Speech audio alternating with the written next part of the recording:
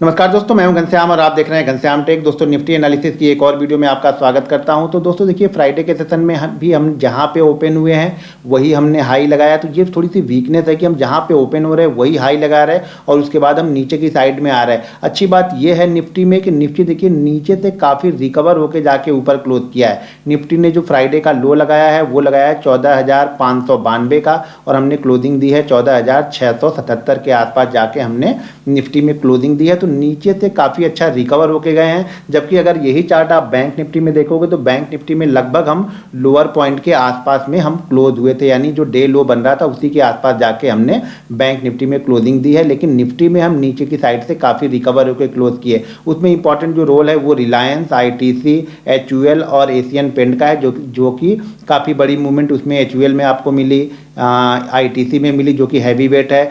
Asian paint यहाँ लगभग 8 से 9% ऊपर रहा, इसलिए थोड़ा सा ये रिकवर जाके ऊपर में क्लोज हुआ है निफ्टी। यहाँ पे निफ्टी के लिए जो इंपॉर्टेंट लेवल है वो है 14,600 का ही लेवल है। 14,600 के बाद हम 14,400 के पास आएंगे, ये ध्यान रखिएगा। तो 14,600 यानी 14,600 जो लेवल है वो हमारे लिए काफ़ी इंपॉर्टेंट है क्लोजिंग बेसिस पे। अगर इसके नीचे हम क्लोज करते हैं तो फिर हमें ये 200 पॉइंट का फॉल है वो वन वे फॉल हमें मिलते हुए यहाँ पे निफ्टी में दिखेगा। अब निफ्टी में अगर यहाँ थोड़ा सा शॉर्ट टर्म टाइम फ्रेम देखें, अगर आवरली चार्ट पे निफ्टी में देखेंगे तो ये ध्यान दीजिए यहाँ पे लास्ट आवर जो दिख रही है यहाँ पे ये 3-4 घंटे हमने कंसोलिडेट, काफ़ी अच्छा कंसोलिडेट यहाँ पे निफ्टी में हमने किया है। और यहाँ पे देखिए काफ़ी अच्छा कंसोलिडेट हमने इस लेवल पे जाके किया है। इस कैंडल ने भी लो लगाया है लेकिन उसके बाद हम फिर वापस ऊपर गए, फिर हम नीचे की साइड में आए, फिर से हमने आके इसी रेंज में हमने कंसोलिडेट करना स्टार्ट कर दिया है। तो निफ्टी के लिए थोड़ा सा अच्छा मूड बन सकता है अगर निफ्टी 14,705 के ऊपर ट्रेड करे। 14,705 यानी 14,705 के ऊपर अगर निकलता है, इसी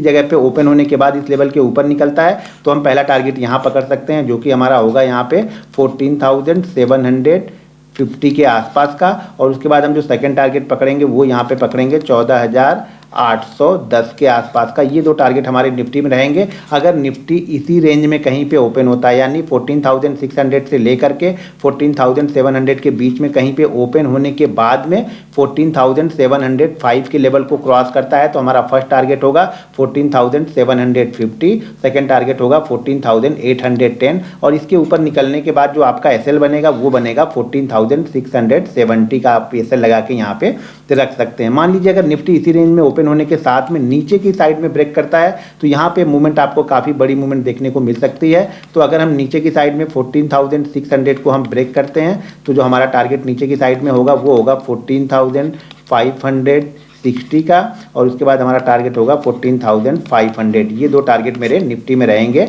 मंडे के लिए अगर हम नीचे की साइड में ब्रेक करते हैं इसी रेंज में ओपन होने के बाद। ध्यान रखिएगा, इंपॉर्टेंट ये मैं तब बता रहा हूं जब हम इसी रेंज में कहीं पे ओपन होते हैं। ये सबसे आइडियल सिचुएशन होती है कि मार्केट बिल्कुल फ्लैट ओपन हो, फ्लैट ओपन होने के बाद में अपनी दिशा तय करता है तो वो ज़्यादा अच्छी मूवमेंट होती है और उस मूवमेंट को हम आसानी से पकड़ सकते हैं। मार्केट ज़्यादा बड़ा गैप अप या गैप डाउन ओपन होने के बाद हम उस मूवमेंट के लिए तुरंत नहीं पकड़ सकते हैं, फिर हमें वेट करना पड़ता है। और बड़ी मूवमेंट ऑलरेडी एक बड़ा प्रॉफिट लोग लेके निकल जाते हैं, जिन्होंने मान लीजिए अगर मार्केट बड़ा गैप अप ओपन हो गया और जिन्होंने यहाँ पे बाइंग किया होगा, इस जगह पे ओपन हो गया तो ये क्या करेंगे, यहाँ पे अपना प्रॉफिट बुकिंग कर लेंगे। लेकिन यहाँ पे सेलर भी उतनी एक्टिव नहीं होगा क्योंकि मार्केट काफ़ी ऊपर जाके रहेगा, टिकेगा, तो सेलर भी उतनी फास्ट यहाँ पे एक्टिव नहीं होते हैं। तो मार्केट आइडियल सिचुएशन ये होती है कि मार्केट एक रेंज, एक दायरा जो बना हो कल का, उसी रेंज के बीच में ओपन होने के बाद ऊपर या नीचे निकलता है तो हमें मूवमेंट यहाँ पे अच्छी मिलती है। अब मान लीजिए मार्केट बड़ा गैप अप ओपन हो जाता है, मान लीजिए हमने क्लोजिंग की है यहाँ पे 14,670 पे और मार्केट कल मान लीजिए 70-80 पॉइंट गैप अप ओपन हो जाता है 14,750 से लेकर के 14,820 के बीच, 800 के आसपास में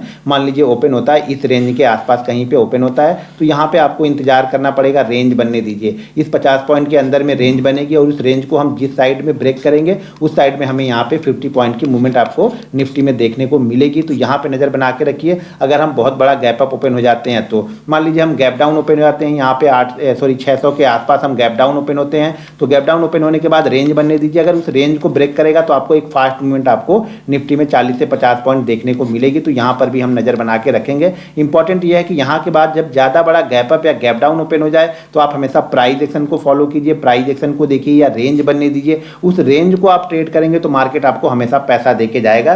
तो इस बात पर आप नज़र बना के जरूर रखिएगा। अब चलिए जरा डेली चार्ट पर मैं आपको मूविंग एवरेज थोड़ा सा दिखा देता हूँ कि 200 डे में मूविंग एवरेज कहाँ पर ट्रेड कर रहा है। तो तो यहाँ पे देखिए जो 200 DM है वो अभी काफ़ी दूर है, 13,250 के आसपास में है।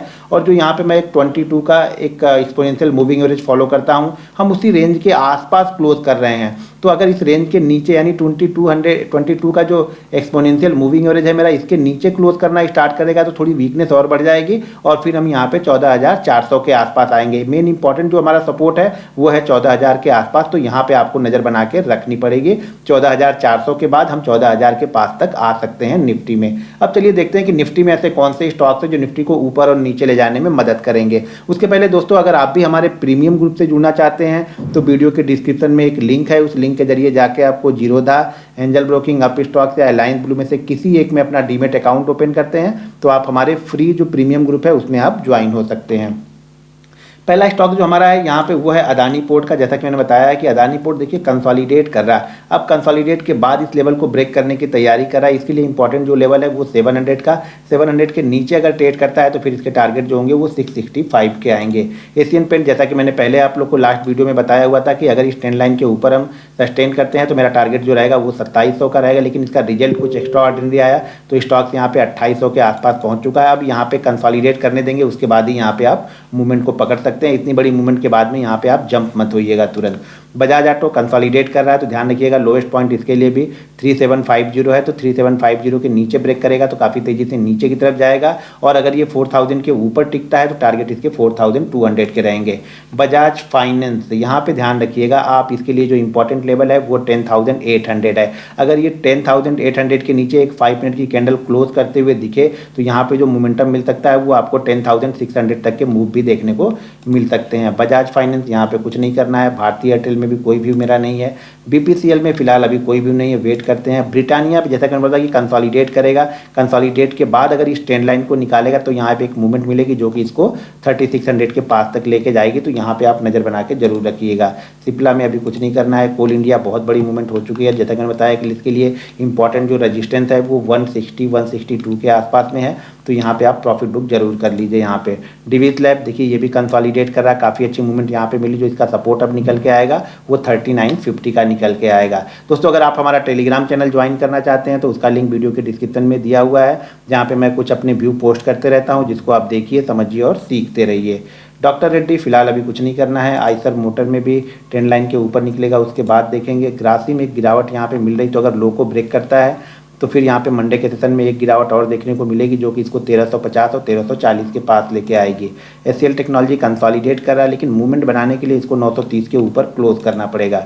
एचडीएफसी नज़र बना के रखिएगा, 2350 का लेवल। एचडीएफसी लाइव 650-660 एक सपोर्ट है, ध्यान रखिएगा। इसके नीचे क्लोज करता है तो काफ़ी तेज़ी से ये 600 के पास तक जा सकता है। ऊपर निकलने के लिए इसको कम से कम 690 के ऊपर क्लोज करना पड़ेगा। हीरो मोटो को आप कुछ नहीं करना है। हिंडाल्को ऑलरेडी मैंने प्रॉफिट बुकिंग करने के लिए बोला था, पहले मैंने इसको 380 के ऊपर बाइंग करने के लिए बोला था 420 के टारगेट के लिए, वो टारगेट यहाँ पे आपका अचीव हो चुका है। हिंदुस्तान यूनिलीवर अभी कुछ नहीं करना है। इन्फी में मेरा भी देखिए 1320 के नीचे क्लोज कर रहा है, तो अगर मंडे के सेशन में लो को ब्रेक करे तो एक बार ट्रेड कीजिएगा, 1300 के टारगेट मिल सकते हैं। आईओसी में प्रॉफिट बुकिंग चल रही है। आईटीसी ऑलरेडी मैंने 199 के एसएल के साथ में आप लोग को बाइंग करने के लिए बोला था और देखिए 212 के पास चला गया। जैसा कि मैंने बोला था कि बेस्ट मूवमेंट आपको 207 के ऊपर मिलेगी, तो काफ़ी अच्छी मूवमेंट यहाँ पे देखिए 200 से 201 जब चल रहा था तभी मैंने इसको बोला था कि सिर्फ 2 रुपये का एसएल है, यहाँ पे आप बाइंग कर सकते हैं। और यहाँ पे देखिए काफ़ी अच्छी मूवमेंट मिल चुकी है। ऑलरेडी मेरे पास में भी ये स्टॉक्स है, मैंने काफ़ी बड़ी क्वांटिटी यहाँ पे स्विंग ट्रेडिंग के लिए लेके रखी है। तो जो अब मेरा यहाँ पे एसएल है वो 210 का है। 210 के नीचे अगर ट्रेड करते हुए ज़्यादा देर तक दिखेगा तो मैं यहाँ पे जो भी मेरा 8-9 रुपये का प्रॉफिट बनेगा वो मैं लेके यहाँ से निकल जाऊँगा, क्योंकि 2 रुपये एसएल के साथ में यहाँ पे अगर मुझे 10 रुपये मिल रहा है तो बहुत बड़ा प्रॉफिट है। जेएसडब्ल्यू स्टील, जैसा कि यहाँ पर भी मैंने बोला था इस लेवल के आसपास मैंने बाइंग के लिए रिकमेंड किया था आप लोग को। एलएनटी मेरा भी यहाँ पे फिलहाल अभी कुछ नहीं है कि जब तक इस ट्रेंड लाइन को क्रॉस नहीं करता। इस ट्रेंड लाइन को क्रॉस करने के बाद में ही एक बड़ी मूवमेंट यहाँ पे देखने को मिलेगी, जो कि इसको 1560 के पास तक लेके जा सकती है। एमएनएम ब्रेकडाउन यहाँ पे हो रहा है, तो अभी वेट करेंगे, कुछ नहीं करेंगे। मारुति में भी वेट करेंगे, अभी कुछ नहीं करना। इसका जो मारुति का एसएल लगेगा वो आपका 64 का रहेगा। नेस्ले काफ़ी अच्छी मूवमेंट यहाँ पे दे दिया, अभी कुछ नहीं करना है। NTPC profit booking, power grid में भी प्रॉफिट बुकिंग हो रही है और ओएनजीसी में भी प्रॉफिट बुकिंग यहाँ पे हो रही है। रिलायंस थोड़ी सी मूवमेंट यहाँ पे बन रही है, कंसोलिडेट कर रहा है। यहाँ पे ध्यान रखिएगा, अगर 1950 के ऊपर क्लोज करता है तो एक बार ये 2000 के पास तक जा सकता है, तो नज़र बना के रखिएगा 1950 का लेवल। एसबीआई लाइफ कुछ नहीं करना है। श्री सीमेंट में भी कुछ नहीं करना है। सन फार्मा ऑलरेडी 650 पे रिकमेंड किया था, 700 के टारगेट के लिए, वो टारगेट यहाँ पे अचीव हो चुके हैं। गोदरेज कंज्यूमर ये भी कंसोलिडेट करा पिछले 3-4 दिनों से, तो ध्यान रखिएगा इसमें बेस्ट मूवमेंट बनेगी 655 के ऊपर अगर ये ट्रेड करके क्लोज करेगा। उसके बाद टाटा मोटर काफ़ी अच्छी मूवमेंट यहाँ पर भी हो चुकी है। टाटा स्टील में थोड़ी सी प्रॉफिट बुकिंग है, जो सपोर्ट बनेगा वो 1050 के आसपास बनेगा। टीसीएस में अभी कुछ नहीं करना है। टेक महिंद्रा इंपॉर्टेंट लेवल जो है वो 918 का है। टाइटन में भी मेरा अभी कोई व्यू नहीं है। अल्ट्राटेक में भी वेट कीजिए आप। यूपीएल काफ़ी अच्छी मूवमेंट ऑलरेडी मिल चुकी है, तो एक बार प्रॉफिट बुकिंग कीजिए। एसएल यहाँ पे 700 की आसपास का क्लोजिंग का लगा लीजिए। अगर आपका व्यू थोड़ा सा लंबा है, छोटा व्यू बिल्कुल है 1-2 दिन का, तो 720 के नीचे क्लोज करे तो यहाँ से अपना प्रॉफिट बुक करके निकल जाइएगा। दोस्तों लास्ट स्टॉक जो हमारा है वो है विप्रो का। तो विप्रो में भी यहाँ पे प्रॉफिट बुकिंग हो रही है। जो सपोर्ट विप्रो में निकल के आएगा वो 780 के आसपास का निकल के आएगा। दोस्तों ये थी हमारी आज की वीडियो। मिलते हैं नेक्स्ट वीडियो में। जय हिंद।